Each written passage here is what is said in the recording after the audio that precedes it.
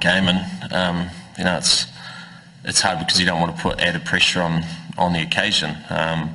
One of the things which we've worked really hard on over the last 6 to 12 months is been able to make sure we still head into pressure games with the same level of preparation and confidence and understanding of what works for us, so that we can go out there and exhibit our skills, and that's what tomorrow's going to present for us as well. I think just because there's pressure on a game shouldn't take you away from what's your best opportunity to win, and that style of cricket that we're playing has obviously served us well, and if things don't always go according to plan, then you obviously have to move into plan B. But I think we've got the players, not just skill-wise, but also the characters within the group who can quickly adjust to that as well. But yeah, I think it's safe to assume that we'll still try and play an entertaining and attacking brand of cricket, and I'm sure West Indies will do the same, so it should be a great game.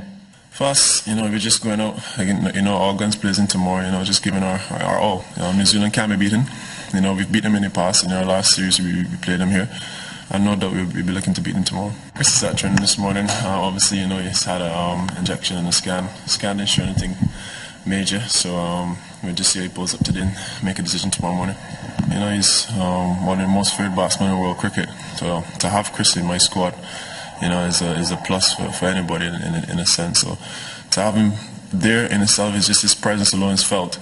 And we just hope that he could just perform the way he's been known to perform over the years, and we get the best out of him. That crash hop, save for one extraordinary innings against Zimbabwe. But how much of a confidence boost will it give the West Indies if he is fit to play tomorrow? Again, it's giving them as much of a boost as well as perhaps making New Zealand wary, because they know what he can produce.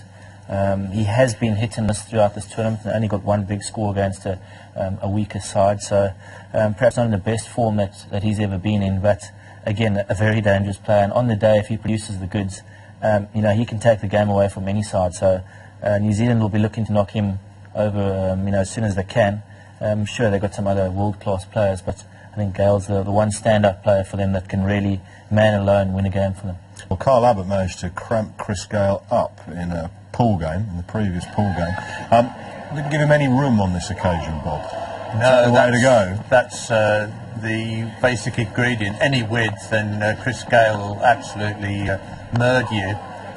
This is very fine bowling. Abbott's been a bit of a revelation coming into that South African side with the injury to Vernon Philander. Did a terrific job, but yeah, if you don't give the batsman width, you've got half a chance. But he's a pretty innovative character, Chris Gale. But we were talking earlier about Shahid Afridi. Perhaps Gale too has gone too much into 2020 mode in the 50-over game, trying to hit every ball for four, and even the greatest players of all time were unable to do that.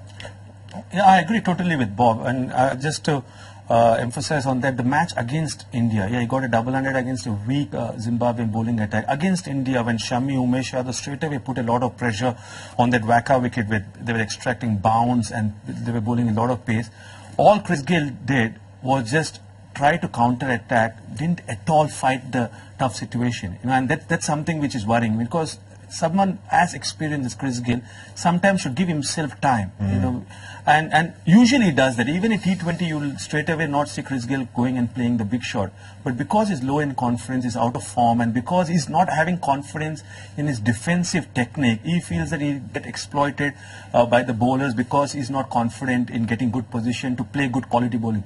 All he does is tries to swing his arm, free his arms, and play a shot which usually in T20 format in smaller Indian grounds can work out. But here it's big grounds.